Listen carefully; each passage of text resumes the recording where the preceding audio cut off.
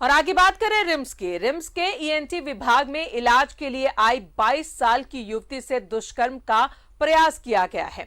युवती का पिठोरिया की रहने वाली है युवती और युवती का इलाज ईएनटी विभाग में डॉक्टर सीके बेरुआ की देखरेख में चल रहा था। पीड़िता ने रिम्स में आउटसोर्सिंग पर काम कर रहे लैब टेक्नीशियन फरियुल शेख पर आरोप लगाया है। आरोपी पाकुड़ जिले का रहने वाला है।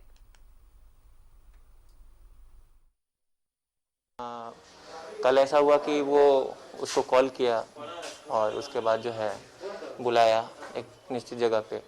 ये सब सूचना जो है कि वो अपने बहन को भी दी थी कि ऐसा ऐसा हुआ है। तो बहन भी सपोर्ट में आ गई थी, बोली कि ठीक है तुम चलो, हम तुम्हारे सपोर्ट में हैं।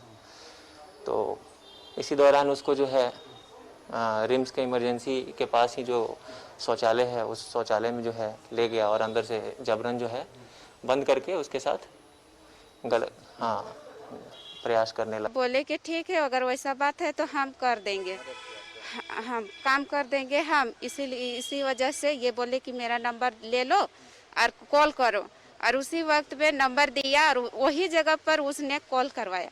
और फिर हम कॉल किए तो मेरा नंबर उसके पास भी चला गया और उसका नंबर मेरे पास भी आ गया। फिर वैसे ही में फिर घर रिटर्न हो गए। तो घर जाने के बाद वो 8 बजे, 9 बजे, 11 बजे यानी 12 बजे तक लगभग में बीच बीच में 15 मिनट 20 मिनट के अंदर में ही कॉल किया।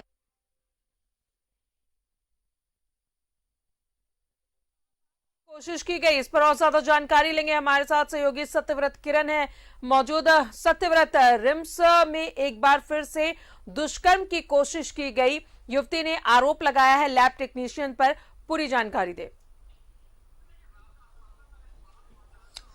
देखिए राजा, सबसे पहले इस बात को जानना होगा कि यह जो पूरा घटना हुआ है उसके पीछे कहीं ना कहीं रिम्स की जो अव्यवस्था है वो जिम्मेवार है। आपको पता है रिम्स राज्य का सबसे बड़ा अस्पताल है।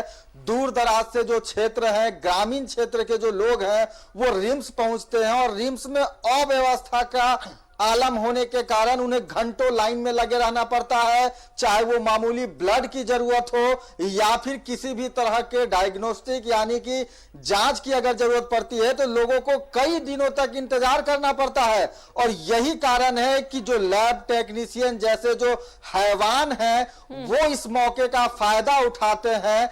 युवती जो है वो पिठोरिया की रहने वाली है और पिछले करीब 1 साल से रिम्स के ईएनटी विभाग में उसका इलाज चल रहा है। उसके कान की समस्या है, कान का ऑपरेशन हुआ है और उसी के दरमियान यानी कि आज से 1 साल पहले उस युवती की जो मुलाकात है वो रिम्स के एक कर्मचारी से होती है और वह कर्मचारी उस युवती को यह भरोसा दिलाता है कि वो उसकी मदद करेगा।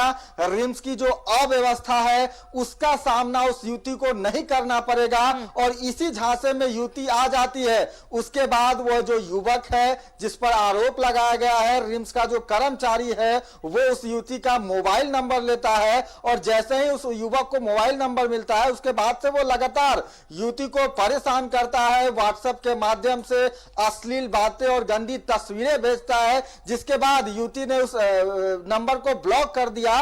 लेकिन अभी कुछ दिनों पहले जब दोबारा उसे डॉक्टरों ने, ईएनटी विभाग के चिकित्सकों ने बुलाया था, उसका इलाज चल रहा था, उस दौरान उस युवक की जो नजर है वो उस युवती पर पड़ती है और कल बीते देर रात उस युवती को जबरन बुलाया जाता है। युवती को पता था कि जो युवक है उसका मकसद सही नहीं है, उसकी नीयत सही नहीं है। युवती पहले ही अपने परिवार के सदस्यों को इस बात की जानकारी देती है कि रिम्स का एक कर्मचारी है जो कि मदद के बहाने उसे लगातार फोन पर परेशान कर रहा है और अभी देर रात उसे बुलाया जा रहा है। युवती के परिवार के सदस्य जो हैं वो उस युवती के पीछे जाते हैं और जैसे ही युवती रिम्स के इमरजेंसी विभाग के पास पहुंचती है उसे जबरन शौचालय में घुसा लिया जाता है और उसके साथ दुष्कर्म करने की प्रयास की जाती है। परिवार के सदस्य चूंकि पहले ही उन्हें इस बात की जानकारी थी, मौके पर ही जो युवक है उसे पकड़ लेते हैं और उसके बाद स्थानीय बरियातू थाना को सौंप दिया गया है। फिलहाल जो युवक है उसका मेडिकल जांच कराकर